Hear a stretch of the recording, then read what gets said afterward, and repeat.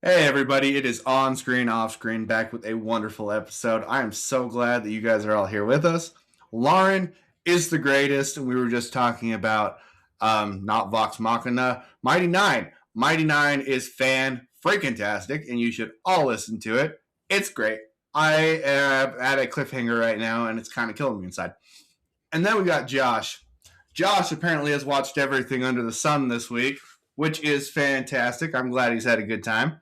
We are going to start our episode with the greatest, the best, Lauren. Okay, everybody. I went and helped Markiplier get on top of number one movie in I think, just number one movie, yeah. Which is Iron Lung. I was super confused the whole time, but I still really enjoyed it. I think the reason I was confused the whole time is because this is an adaptation of a video game, and I have not played the video game. And even though I was like confused, I knew what was going on. I just didn't know the why of things. Okay. So you start off with Markiplier, you realize he's a convict. He is welded inside of a submarine and is submerged into a sea of blood. Apparently, I looked up the lore, and apparently it is like there was so much human blood that like came together and made a planet. So it's just a planet of human blood. That's And insane. yeah. And so he's like, stars are going out. I don't know why the stars are going out, but they're going out and humanity's in danger. But somehow, him dredging this blood planet is going to help humanity. That's where I'm confused. I'm like, what are you looking for? So it doesn't really give you answers to that. Um, but he's going down into a sea of blood. Obviously, he can't navigate by sight because blood is not transparent. So he has to rely on coordinates, and then he has this X-ray picture thing that he takes pictures with an X-ray, so he can see and navigate. And they're telling him to like find a skeleton, and he finds one. They bring him back up to the surface, and that's where you find out that his picture taking thing is an X-ray because he accidentally like takes a picture of them in the lab, and you just see all of their skeletons in the picture. And so that's where I was like, that's not a skeleton down there. He's not looking for a skeleton. He's looking for a creature. And so it takes Markiplier's character to realize after a while that he's not looking for a skeleton, he's looking for a creature. Um, but they put this thing on the front of his submarine, and they're like, okay, this is going to get a sample of the skeleton. Why are we getting a sample of the skeleton? I don't know. Maybe you would know in the game, but But it's it very doesn't tell you in the important. movie. Yeah, it's just very important for humanity that he gets this sample. And if he gets like this sample, he goes down, he comes back up, he's free and he can go. Um, but he goes back down, he like rams the skeleton, which isn't a skeleton, and it attacks him, and he kind of loses the ship. Um, and so the movie is him trying to find his way back to the ship with the sample. And meanwhile, like he keeps running into like the creature, and there's like it's kind of creepy because he will take a picture and it like takes a second before he can take another picture, right? Okay. So he's sitting there, like, he's trying to tape the button down so it's just continuously taking pictures so he doesn't have to keep, like, pressing the thing. Um, and this is where I'm like, Markiplier, stop taping over the same X that you taped before. You need to tape all along the button so that you can keep it pressed down. It's like, you're wasting your tape. But it is absolutely, like, I like it's a horror movie, but this is one that I could get behind because I didn't have the horror aspects of like body horror or anything like that. Um, there are parts where like I was convinced somebody was in the sub with him the entire time, but there wasn't. And I was like, wait, was I hallucinating? Like, I was like, was there like I feel like there was somebody there, and I kept like looking to like my friends who were watching it with me in theaters, and I was like, did you the or was that him? Is this a weird like transition, or was that him? But so there's like a lot of strange things because he starts hallucinating, Mhm. because he's down there for so long, he's losing oxygen and stuff. And I wish that there was some way of like a sneaky way of knowing which is a hallucination and which isn't a hallucination. Okay. Um, and there's the entity, the thing that's down there that he got like a sample of, starts talking Mhm. to him through like the radio, but it sounds like the person who is talking to him on the ship. And so, at least to me, I don't know if that was on purpose or not. And there's at one point he gets in contact with the ship, and the entity's like trying to tell him not to do something, and everybody's talking over everyone else, and I don't know what's going on. And I'm like, was that on purpose, or like to make you feel like you're Markiplier hearing all of this at once and it's like driving you nuts? Or was that like, so there's things that I'm like, oh, we could have fixed that, or that was on purpose. And I might be too dumb to understand that that was on purpose. So like everything that I had a problem with on it, I'm like, it might just be because I'm ignorant and I don't know like the lore. Does it Um make you want to play the game? yeah, actually. Okay. Cool. Because like right after we like were trying to read what the game was about and everything, so we could be like, was like how many Easter eggs were in there and things like that. Because I want to see his YouTube of where he actually plays it. Um, but yeah, Markiplier acted his little heart out on this, like, um, and it's really funny because there's like so many times where he's like "f this, f that," and I'm like, that's totally my outlook because he's like "f this," but continues to do the thing because he's like, what else is he gonna do? He has to do this thing or else like he's basically dead. Um, because there's like this crawl space that's creepy that he has to like try to restart the sub and everything. It's very interesting, and it all the whole movie happens just within the sub. Um, Very cool. and yeah, I love the whole gimmick of the X-ray, so that you, like, there's especially one scene where it was an empty area, and he kind of like walked over, was trying to figure out, he's trying to figure out where he is on the map, and then he hits um the X-ray again, and then you can see like all of a sudden the thing's like right at the front of the sub, and he like just keeps pressing it, and you can see it as it's like slowly backing away. And I'm like, okay, that's creepy. I hate that, and I love that at the same time. That sounds absolutely awesome in VR. Like the game Oh, that you love in VR, Josh, where you paint, sounds like it kind of be like that, and it'd be sick. I was thinking that this sounds a lot like your all-time favorite game It does kind because of you sound like have that to game. use the drone and it takes pictures, so it's like a slideshow kind of a thing. Yep. This sounds awesome. This sounds like something like right up my alley. This sounds awesome. yeah, I'd say go watch it. Like I said, I was like confused the whole time. The people I was watching it were confused the whole time, but like we enjoyed watching it. Cool. So, like I said, you know what is happening, but the why is questionable. But I don't think that you necessarily need to know the why if you can just be Okay. like, accept what's going on. Cool. Cool. Is there? I'm curious. Are there any video game adaptations to movies that you guys think would be really, really good that you would like? You would love to see? I mean, No, not not really. really.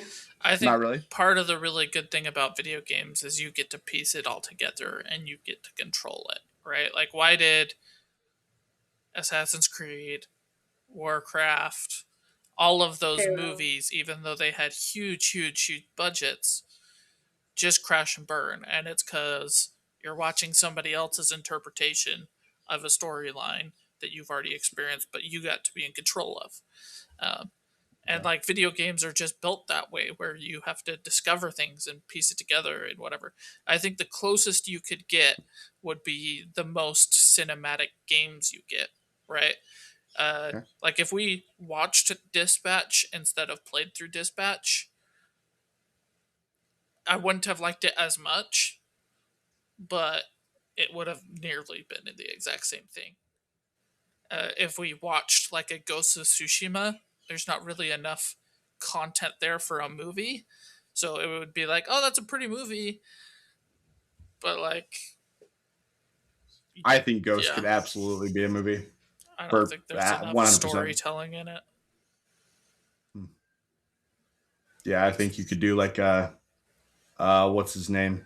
He's a famous director. All I can think of is Christopher Nolan.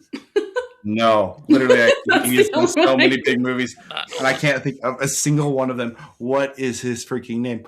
Ah, man, this is driving me nuts. One second.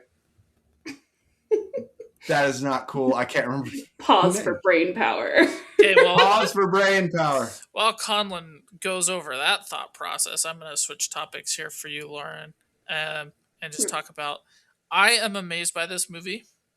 Uh, we don't know what he made the movie with, but he has come out and said that on the opening weekend he 3x'd his budget. Wow. So we know it's the number one top grossing YouTuber movie of all time.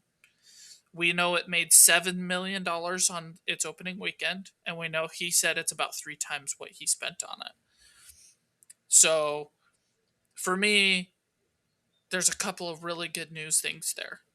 And I think the biggest one is small budget movies will come back. I'm a big believer in everything being cyclical, and we hit the high note of Endgame of these massive $1 billion movies, and then we have Markiplier come here and in his opening weekend be like, my percentage of profit is way higher than yours will ever be with Endgame. Um, Yeah, I had to get tickets months in advance Wow. to see yeah, this yeah. in theaters. It's crazy. I think it's awesome. I'm happy for Markiplier. I like Markiplier. I don't follow him. I'm not like active because I don't watch people play games. That's not really my thing. But um, every clip I see him in, so I'm really happy for him. I know he's wanted to get into filmmaking forever. He tried doing a show, it got cut. He tried doing another show, it didn't work out. So he's like, screw it, I'm gonna make my own movie. And he did, and it's successful, and people are liking it. So that's just awesome. That Yeah, is pretty I'm cool. I'm very happy for him, and I'm glad that he got a success because like there's I've he has like a lot of like motivational little clips and things. He just seems like a good dude and he deserves like this stuff. Yeah. So I'm floored for him. I'm happy that I could help by going and seeing Iron Lung in theaters. Um but yeah, I'm kind of the same way. Like I don't subscribe to his, maybe I should, uh to his YouTube, but like I'm like a quiet supporter of like every time I see him I'm like, Yeah. Good job.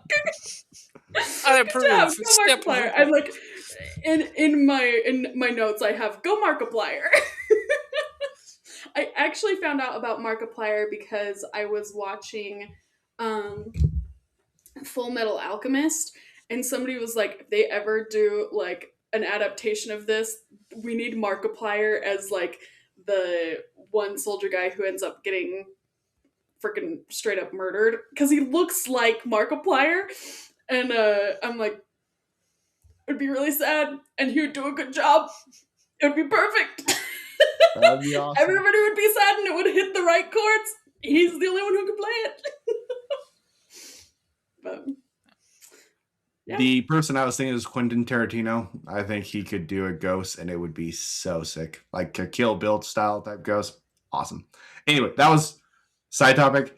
I love when YouTubers find some success. I think it's really cool. When they start something and they're able to, like, this is really, it's a cool situation. It's a cool situation that he's able to be this successful and that the movie's taking off. I like little projects that decide to go big. Like Talk to Me and Josh talked about that movie. Awesome. Just some YouTubers who started a movie. Good for them. Super cool. Super cool. With that, guys, let's go to our next topic. I'll go next. Drop Dead Diva. Have either of you seen this? I know Josh hasn't. Okay. nope. I love this show. I haven't seen it in a really, really long time. I watched it with my mom when we were in like junior high school. And basic premise of the story is a really pretty blonde model gets in a car crash and dies. And a overweight lawyer girl named Jane gets shot by a bullet and dies. The pretty blonde model presses the button to return from heaven and ends up in the wrong body, in Jane's body. So this really skinny blonde girl has to deal with being like an overweight bigger girl, which the premise doesn't sound like something that I would typically get into, but it's just so freaking charming.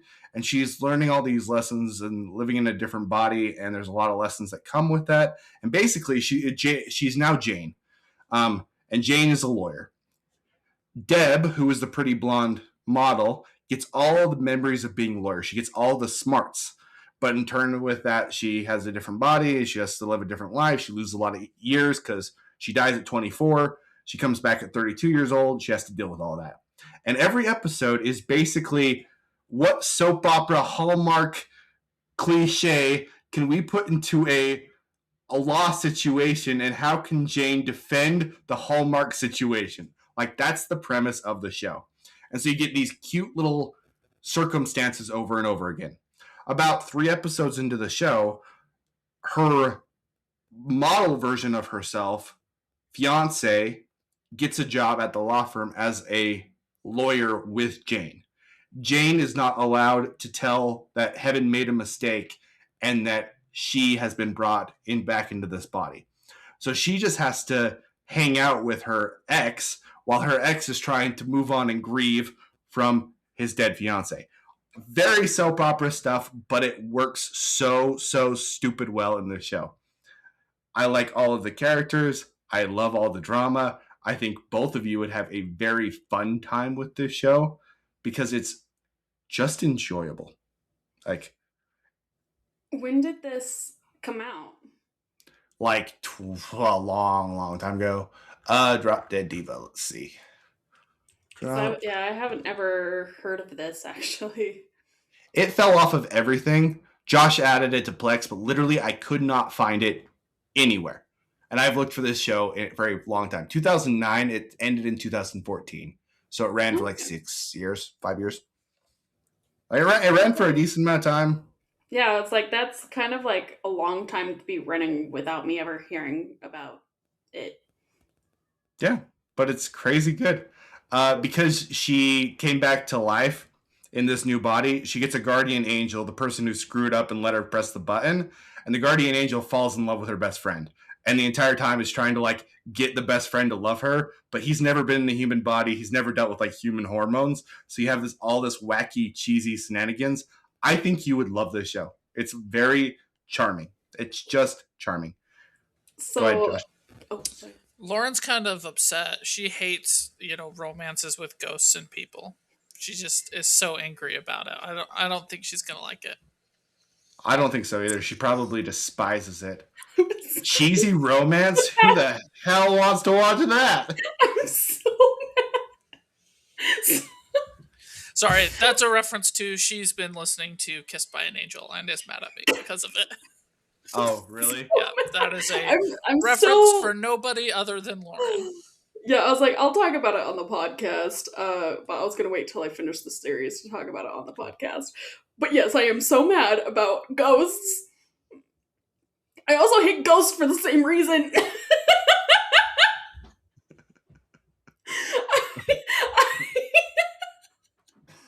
my freaking abandonment issues are triggered by that for some reason.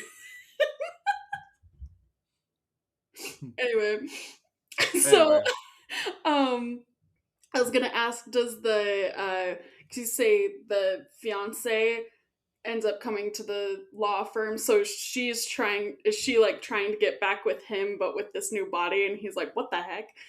Or she's trying, because so she can't tell him that she's Deb. She can't say that. It's against the rules. Mm-hmm. So she's just trying to connect with him, but it's cool to see her because she's a separate person, watch her person that she loves grieving and trying to help him with the grief of herself. Like it's a Yeah. weird situation that works really well. And throughout the show, you have these moments where she's like, okay, I'm just going to tell him I'm going to break the rules. Screw it. A rule gets broken and there's these consequences. There's actual consequences. Like, this is a spoiler, but the guardian angel ends up actually getting her best friend. They end up in a relationship. And you're like, yes! You're just like so happy for this charming little guy. You're just like, good job, little guy. And because he kisses and he didn't know about the rules, the best friend completely forgets him. Like 100% memory wiped, gone. And they have little things like that where there are actual consequences. And it makes Jane, our main character, go, I have to have him fall in love with me without telling him that I am who I am, without using my own knowledge. And it's just this complicated, twisty, turny thing of love goodness. And I love it. I love it. But she basically, we don't know this, but right now it seems like if he falls in love with her without her using her past self, then she can break the rule. But he has to fall in love with her first. Mm. You have love triangle shenanigans. Like, there is a lot of hallmarky aspects to this show, but it's just magnificent. Yeah. I'm gonna give season 1 legitimately like an 8.5. It's a really good time. With that, let's go to Josh's topic. What do you got, brother? So I've got the book, Assistant to the Villain. Okay. And I've been listening to these like fantasy romance things, which is something that you would think that's right up Josh's alley, but for whatever reason, I 100%. just haven't listened to for a long time because they're for girls, they're girlies. Um, this one is my second favorite so far. It is only second Okay. to Kissed by an Angel. Um, Cool. our female main character, her dad gets sick, so she's out trying to find a job and she's complaining about it. And she runs into the villain. That's what he's known as, the villain. And instead of killing her, he overhears her complaining about needing a job. So he's like, well, I could kill you or I could employ you. So he hires her to be his assistant because he runs a business in this fantasy world. And there's lots of coworker shenanigans that happen. We get to know the villain more deeply. We get to know all these characters.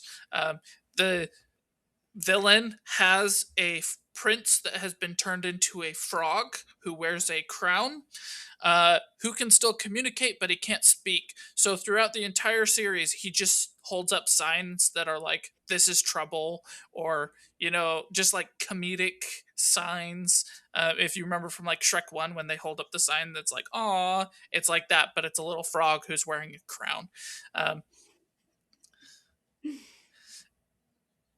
She does a really good job for the villain, and becomes basically ingrained in every little aspect of his business.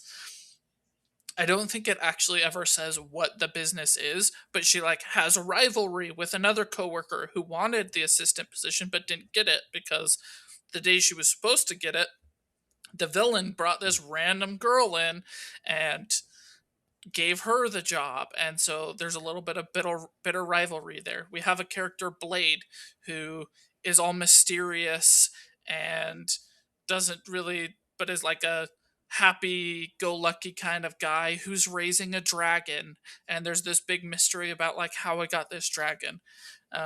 It's not the most in-depth, like serious fantasy like Red Rising is. But I'm starting to notice that the nicknames in these fantasy romance novels are top tier. Because in this one, the villain gives the assistant the nickname Little Tornado because she goes in and she just does a bunch of stuff. And she's wild and she's so positive and she's always smiling. And it's just absolutely adorable. And then you get to things, and I'm going to give a line that should not be romantic, but when it happens in the book, you're like, "Aw." And the line is, the villain says, I haven't killed an intern in nearly a month at your request. And you're like, oh, that's so sweet of him. And she replies like, I don't think that counts because you broke the one guy's neck last week. And he's like, but I didn't kill him. And it's like so funny, so cute. It's a slow burn romance all the way through in the most adorable way. It literally ends, the like high point is a hug, Lauren. The high point of the romance is a hug, and it's fantastic. I had an absolute blast with this. I immediately jumped into the second book, um, and I'm listening to it. I'm already like halfway through it. It's Is it so good. whimsical like your favorite movie, like an Ella Enchanted? Like, does it have that vibe? No, it's like The Princess Bride. That's what your favorite movie, Princess Bride or Yeah. Ella Enchanted. I think those have a kind of similar vibe. Um, Interesting. I could. I'm gonna take your word for it because you say it's really good. This sounds dumb, Of course it but does. it's one that could pull off. It's like this has a 1 in 1,000 shot to be really good, but it sounds so dumb. But I mean, it must be good. You like it? It must be good. I do like it. It sounds dumb. So does Kissed by an Angel, right? Like, oh, we have a romance that's titled Kissed by an Angel, and it looks like the most smutty book from the 90s you've ever written before, you've ever seen in your life, except it's missing the guy with long hair. And yet, it is making my all time top 10 list. There's just an energy behind these romance books that are just like, they're sweet, they're innocent, right? It's sweet and innocent, and it's about a guy who's quite literally a bad guy, right? It's the villain. He legitimately is a villain. He does bad stuff. We break down his character more. We get to know why he's gotten to this point where he is quote unquote the villain. Um, but it's adorable. There's a scene where I'll give this part away because it's in the second book. Because Okay. dad is sick, mom is dead. Uh, the main character is asking to bring her little sister to live with the villain. They have to go move in with the villain, and he's just like, she's talking to him about her, and she's like, she might be a little bit annoying, she's really into this thing and that thing, and she did, little tea parties and stuff. And his exact quote is, I don't know what a tea party is, but I can't wait to have one with her. Right? And you're just like, oh, it's so cute and adorable. And um, it's just great. It's so wonderful. The little sister moves in, right? And they go and they meet her. They're finally there for the first time. The villain has been away for a little while. They go back. They're finally all in this house together. And they're talking, and the female main character is like, how are they getting along so well already? And basically the little sister's like, oh, living here's great, I love it, but I'm a little bit bored. And there's this ogre or orc, I don't remember which one, who's like the business chef, and is like, why don't you teach her how to make these cookies or whatever? And then we fast forward like 10 chapters later, and the villain eats a cookie, and he tells her that it's the best cookie he's ever eaten. And she's just like smiling and shy, and she's just this little girl. And it's just adorable. Like, the plot is pretty weak. There's not really a big plot. The big plot is the villain versus the king, and obviously the villain is villainous, but the king is also not really as good as people make him seem. And it's cute and adorable, and at the same time, our female main character, our point of view character, is starting to do villainous things and is really good at it, and she's really proud of it. So it's just this interesting dynamic.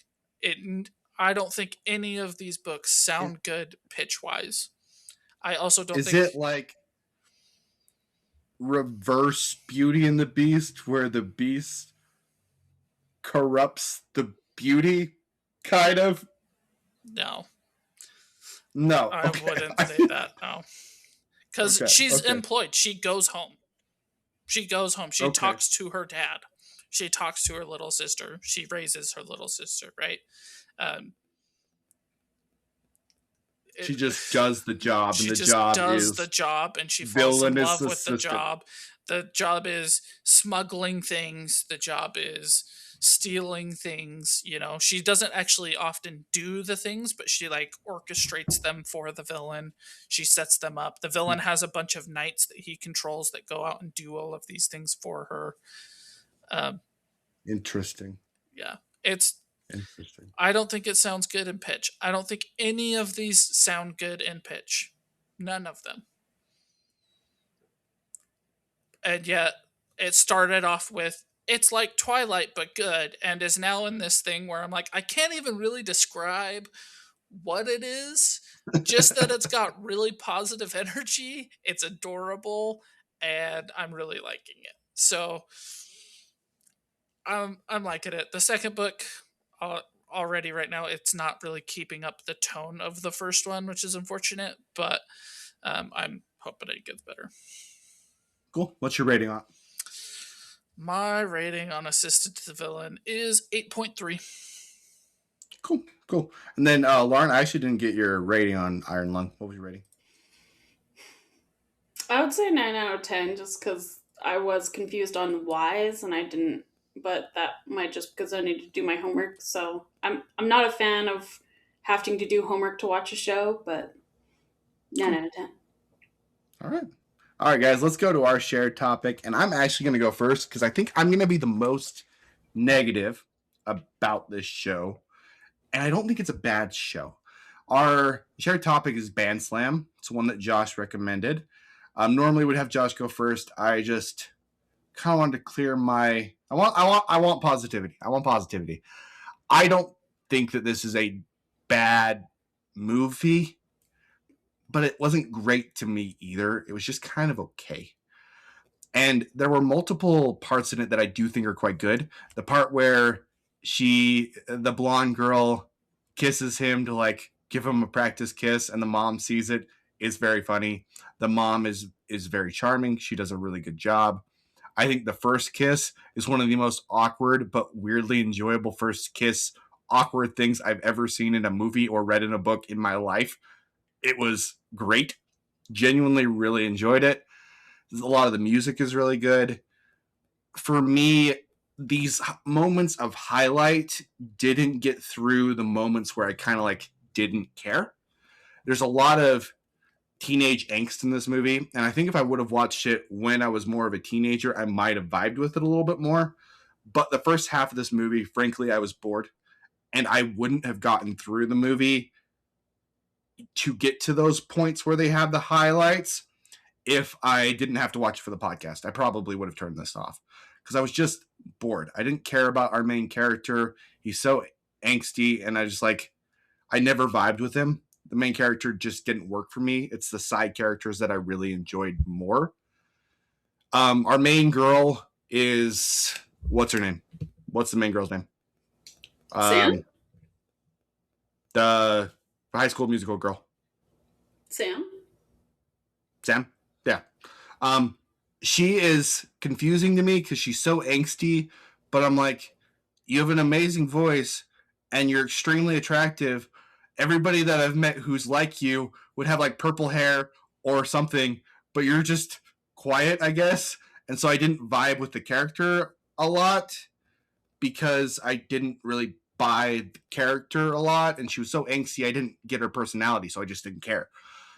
And it made for a movie that was just kind of like, I watched that. And when we're talking on this podcast about things that we really want to invest in, it's the things that make us feel something. It's the things that draw us in. And for this one, I was just kind of like, it's fine.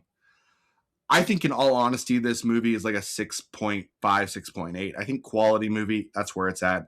if you really got into it and you loved this movie, I would not blame you. I can see the potential. I can see the good things. I can see why Josh likes this movie as much as he does. I don't. It's not like some movies where I'm like, Josh, you're out of your mind. This one, I'm like, I get it. I get it. It just didn't work that well for me. And because I literally wouldn't have made it through the movie if we didn't have to through the podcast, I'm going to give it like a 4.8. But again, I don't think it's a bad movie. And I do think people who watch this, there's a lot of you who will really enjoy it. I bet my co-hosts really enjoyed it. With that, Josh, do you want to go first or second? Lauren, you can go and we'll have Josh end this one. I'm surprised I haven't heard of this movie. This seems like, because like there's High School Musical, there's I can't think of the one where they're like at Camp Rock. Like stuff like that, Lemonade Head. I thought that this one's like better than all of those. So I'm really surprised that it I hadn't heard about it. I like the music in it. I like him and Sam's like relationship. Like at first when it was like doing kind of like this love triangle thing between him and Charlotte, right? And Sam. I was like, ew, no, don't pick Charlotte. There's something weird about her. I don't know what it is yet, but I don't like it. And I was like, you have to go with Sam. Especially when they're doing they get paired up for in humanities and they have to make a presentation who the person is. And he's like, well, we should show each other's least favorite spot and each other's favorite spot.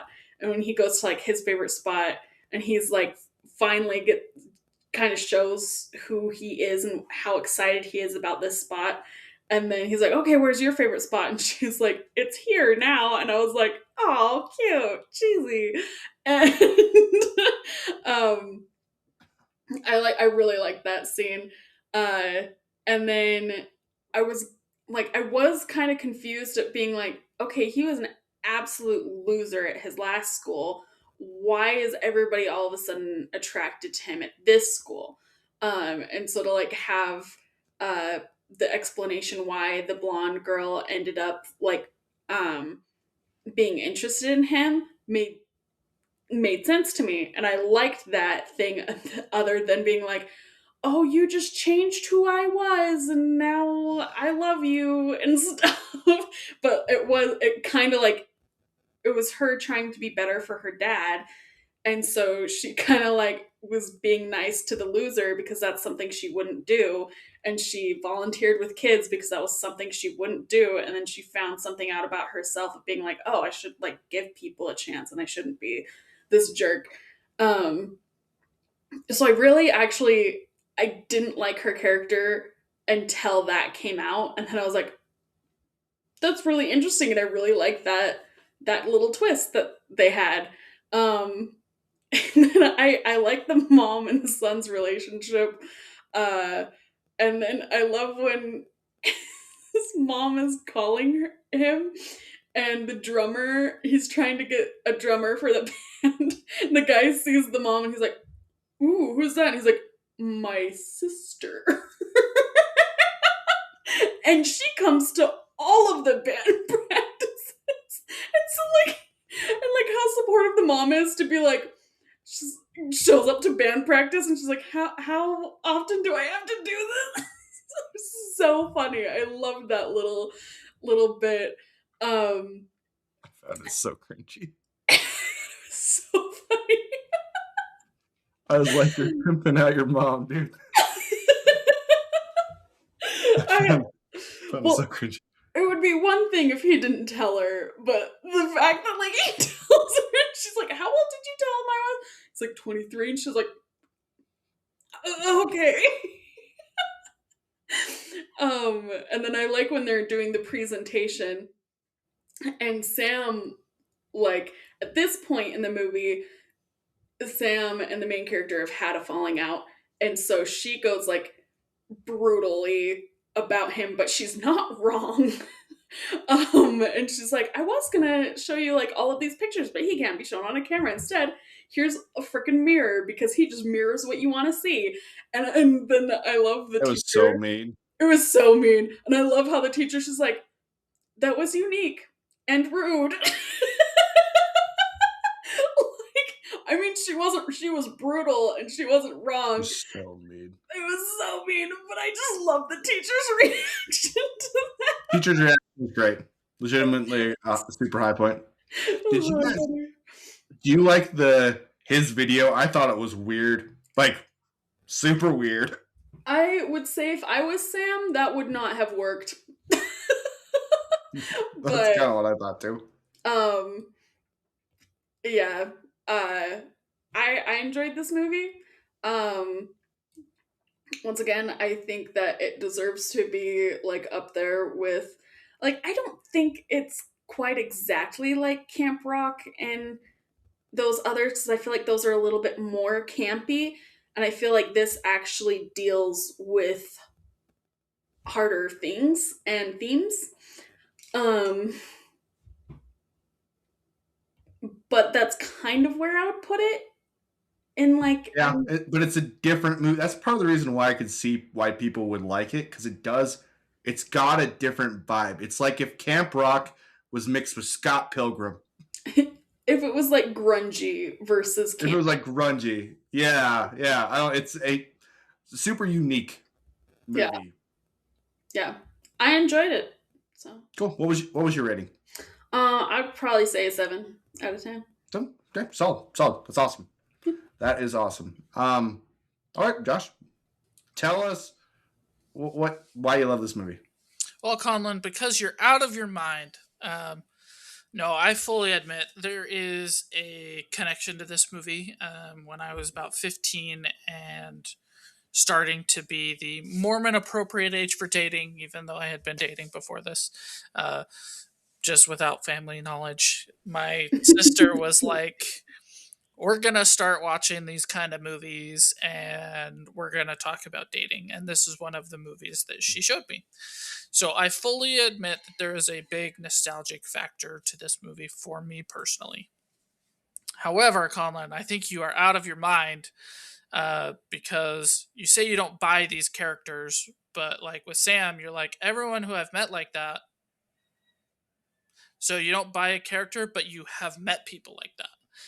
So I buy that character can exist. I don't think she has the right look for it, but it doesn't mean I don't buy that the character is well written towards. How do I say this? I buy that those characters exist. I think she doesn't have a good look for that character that she is presenting. That Okay. she wasn't I stereotypically think that character. because she doesn't have purple hair, right? So I think that that is solely with hindsight and with the Okay, era that's that fair. we grew up, right? I will also talk about That's this fair. with your criticism of the video that he used. This is the era of making CDs for your while trying to woo your potential partner. This isn't Yeah. the era that we grew up. This is teenagers in the early 2000s, not what we were, which Teenagers is in the 2010s. 2010s, so this is before our time. So like that video for that time period I think is really sweet, right? Okay. I think specifically when it shows her in the mall with like all the chaos, I think it's pretty symbolic of that kind of era. um, as for the main character, I identify with him very strongly. If you want to know Josh pretty deeply, it is that. It is a kid who's just been shut down, beat up, and bullied into suppressing himself into not speaking out. And one of Lauren's favorite scenes is showing just how great that is because he takes her to his favorite place. And at first he's like, yeah, so this is my favorite place. But then she gives him the acceptance to talk about why he loves what he loves, and you see that energy into his face. So, for me personally, I think he's a brilliantly written character. I think all of them are. Um, we get the blonde girl, her arc, and you're like, I don't get why she's picking out this guy. I don't really like him. But again, speaking from experience, girls pull cruel experiments on guys, and he's just an experiment. And we get her to take accountability for that. And that's the most unrealistic part about this movie. Um,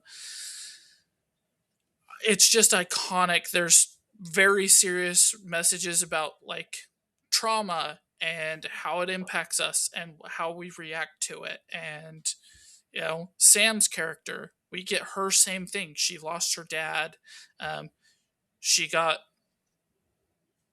her mom was very controlling about her singing, so she just didn't sing. And we're at the school where, unless you have musical talent, which it's instead of being an athlete or a cheerleader, unless you're in a band, you're not cool. So she isolates herself, she buries herself in books, she doesn't want to feel, she chooses to numb herself because that's that. And like, yeah, that's real. That's a real person. And like, I don't criticize them for casting Vanessa Hudgens. I think she plays the role brilliantly. And I don't think they should have colored her hair purple, because that's a 2010s thing. That's not a early 2000s thing. Um, so like, early 2000s, who was dyeing their hair purple? Well, it was the Hex girls and like pop punky girls. It wasn't It's more goth. just isolating. Yeah. So I think this is brilliantly cast. I think it's amazing that we have such serious topics about multiple different characters. Like, we get three characters with very deep layers, and we still get such good laughs. She's wearing a hat is a line that I will still quote to my sister. And like, the quotability of this movie is there. Like, how often do we get this amalgamation of such deep and great things? And I think that this is utterly brilliant. I acknowledge that it's not perfect, right? I think that there's a reason that this is an unsung movie, that nobody's ever heard of it, that it seems like I'm the only person who ever watched this movie. Um, but every time I bring it up to people, most people are like, Lauren, about a 7. Like, yeah, it was good, but it's not perfect, right? For me, it makes me feel personally seen. It's an I'm not alone kind of thing for me, Cool. as well as getting some really good laughs and stuff. So, like, I want to put this in the 9s, and the only reason I'm not is because this isn't a regular thing for me, like A Knight's Tale is, or 10 Things I Hate About You. Cool. Cool. I'm curious where you identify with the main character as much as you do. I didn't like the part where he starts yelling at the girl whose dad just died. Kind of was distasteful for me. Does that bug you at all? Does that No, not throw at you all. off? No? Okay. She Why he, is that? he's a person built on layers and always hiding behind a mask, and she forces him to express himself. For a Okay. teenager who has zero experience with it, expressing himself, except in the one safe space he has with his mom, how else is that going to come out? Yeah, in that scene, it is very highly emotionally charged. So I bought it. Like, yeah, her dad just died, and he's like trying to be there for her, and she's like shutting him out. And then yeah, so I And can then she's see. like, say it, say it. So he Says it. says it. And he doesn't have the tools to be able to handle it more maturely. Absolutely. He's a Right. Yeah, Kind teenager. of a He thing. needs therapy. All three of our main characters deeply need therapy. yeah, But all Okay. of these characters are still very real. And like, I've been in 2 verbal arguments in my life, and one of them came out very much like that. And it was over a much less serious topic. So, yeah, it does not bother me one bit. Cool. Cool. I am glad both of you liked it. I do see a lot of the value in the show. That's why I wanted to go first, because I really I don't want to crap on the show. I do see why people would like it. Um And honestly, I hope everybody gives it a shot. They're able to understand Josh a little bit better. You might end up loving it. It's worth giving a try. That's what the Appreciate you podcast guys. is about. That's what the podcast is about. We appreciate you guys watching. Like, subscribe, all that good stuff. Next week, we will be watching The Fantastic Mr. Fox, which has been on my list for a minute. I'm super excited. Hope you guys will watch, like, subscribe. See you guys.